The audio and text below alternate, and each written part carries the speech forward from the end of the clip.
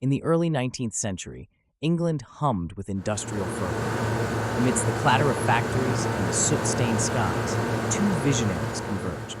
George Stephenson, the ingenious engineer, and Edward Pease, a man who lived off coal. Pease, with a coal-rich vision, yearned to bridge the gap between the coastal town of Stockton and the bustling market hub of Darlington. But how? Enter Stephenson, a man who had already breathed life into steam engines at Killingworth colliery. Stephenson's audacious proposal? Replace horse-drawn carriages with steam-powered locomotives on iron rails.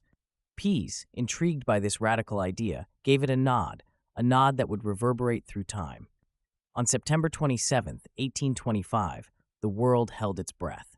The inaugural engine, christened Locomotion No. 1, stood poised in Darlington. Leading the way was a man on a horse with a flag with the words Periculum, privatum, utilitas, publica, which translates to "The private danger is the public good" in Latin. As the horseman stepped aside, Stephenson gripped the throttle. The locomotive stirred, its iron wheels gripping the tracks. Behind it, a train of wagons, 450 passengers, awaited their historic voyage. And then, with a triumphant hiss, locomotion surged forward, speeding through the countryside at an astounding 15 miles per hour. The Stockton and Darlington Railway was no ordinary venture. It was a trailblazer, leaving its indelible mark.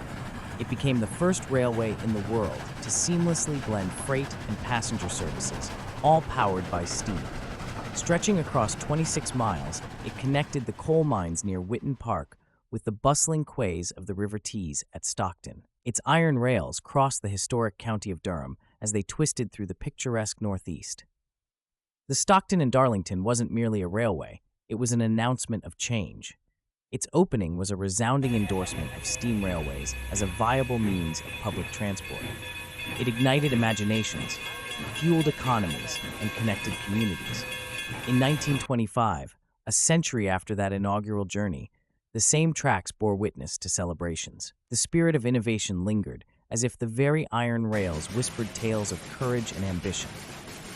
And there you have it, the Stockton and Darlington Railway, where iron forged destiny and locomotion birthed a revolution.